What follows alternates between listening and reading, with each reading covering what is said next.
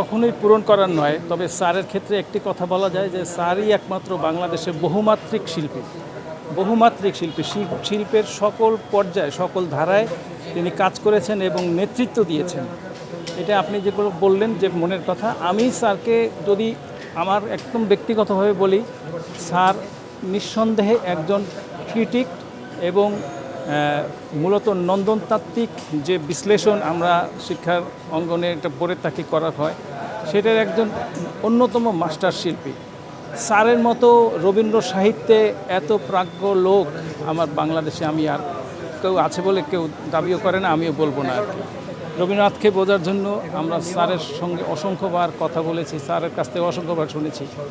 Sir টেলিভিশনে মনের কথা যে অনুষ্ঠানটা বলে, আমি একবার স্যারকে বলেছিলাম, স্যার আপনি বাচ্চাদের জন্য মনের কথার অনুষ্ঠান করেন, আমরা বড়রাই বুঝি না মাস্টার ডিগ্রি পাশ করার পরও। তো এই যে বিষয়গুলো আসলে স্যারকে নিয়ে অনেক দিন গবেষণা করতে হবে। স্যারের সত্যিকারের গুণ সঙ্গীত সম্পর্কে, নাটক সম্পর্কে কোন বিভাগ নেই, এমনকি ডিজাইন।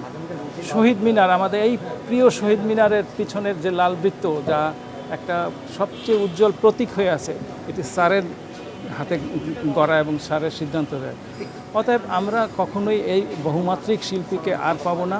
এই বহুমাত্রিক শিল্পের মূল লোকটি আমরা আজকে হারালাম।